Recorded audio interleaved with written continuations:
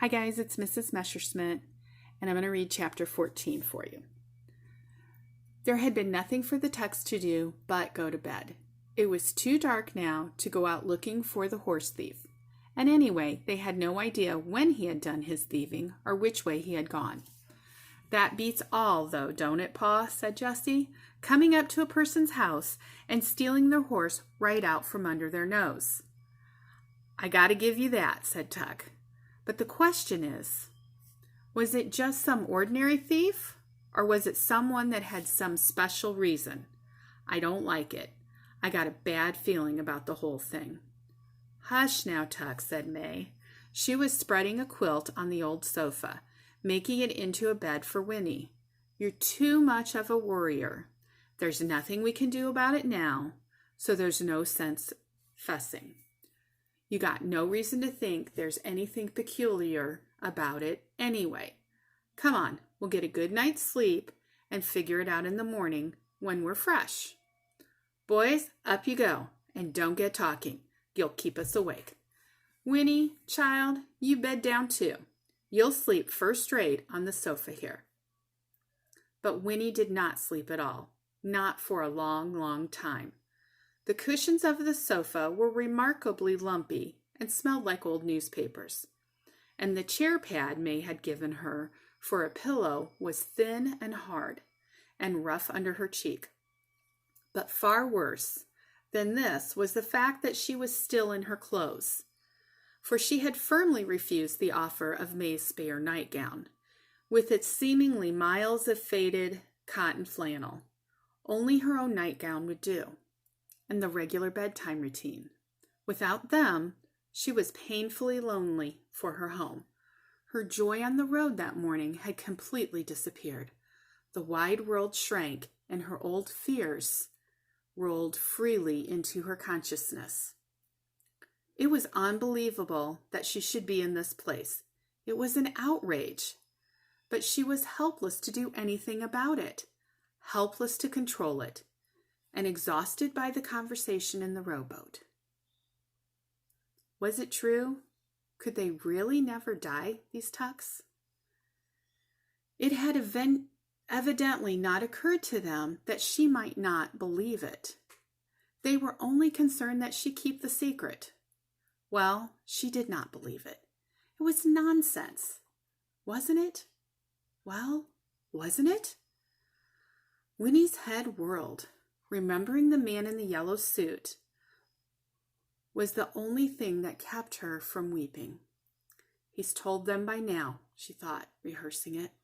"They've been looking for me for hours, but they don't know where to look. No." The man saw which way they were headed. "Papa will find me. They're out looking for me right now." She went over it again and again, lying wrapped up in the quilt, while outside the moon rose, turning the pond to silver. There was a hint of mist now that the air was cooler, and the frogs talked comfortably. Crickets soon joined in with their shrill rhythmic song.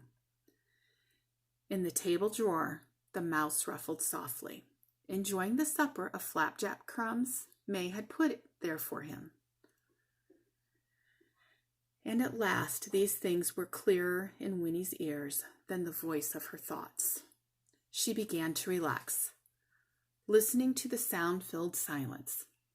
Then, just as she was drifting into sleep, she heard soft footsteps, and May was beside her. "You resting easy, child?" she whispered. "I'm all right, thank you," said Winnie. "I'm sorry about everything," said May.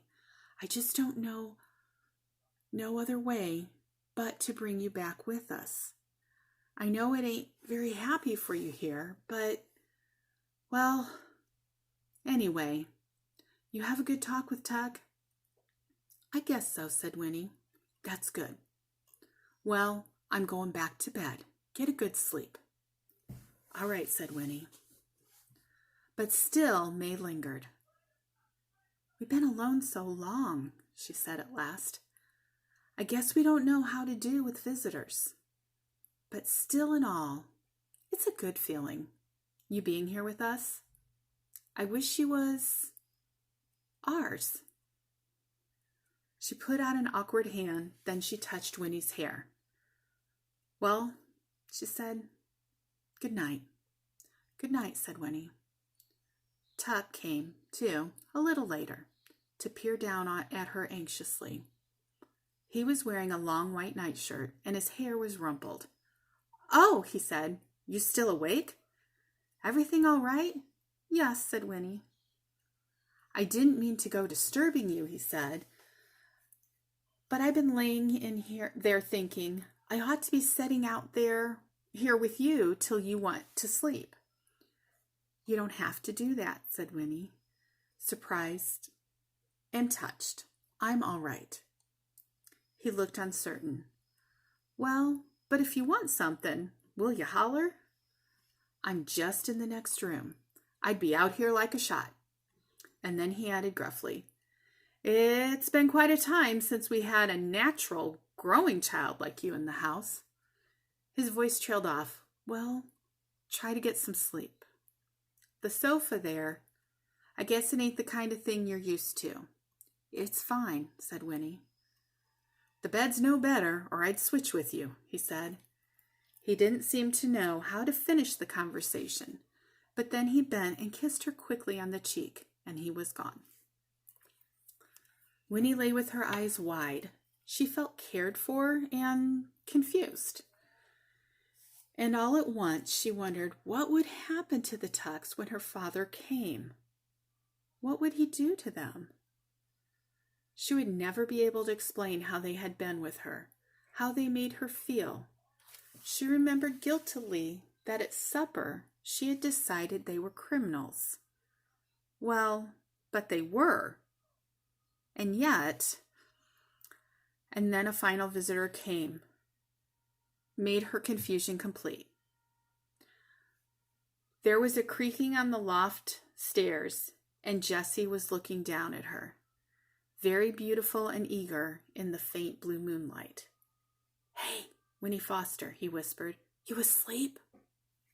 This time she sat up, pulling the quilt around her in sudden embarrassment, and answered, no, not yet. Well, then listen. He knelt beside her, his curls tumbled and his eyes wide. I've been thinking it over. Pa's right about you having to keep the secret. It's not hard to see why.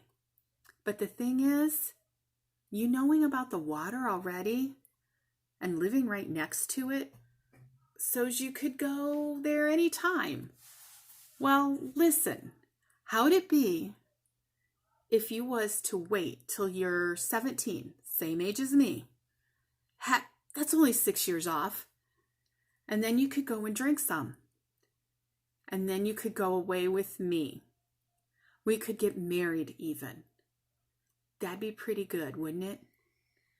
We could have a grand old time. Go all around the world. See everything. Listen, Ma and Pa and Miles, they don't know how to enjoy it. What we got. Why, heck, Winnie. Life's to enjoy yourself, isn't it? What else is it good for? That's what I say.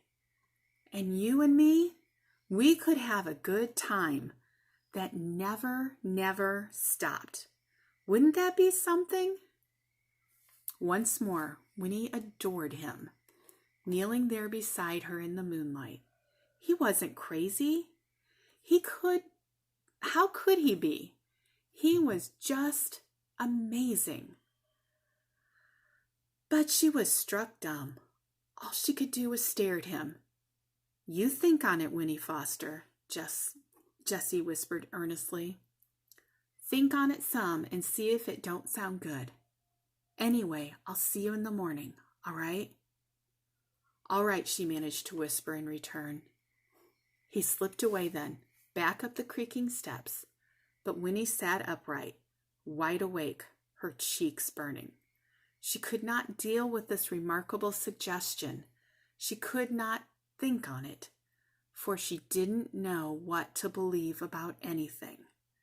She lay down again, finally, and stared into the moonlight, for another half an hour before she fell asleep.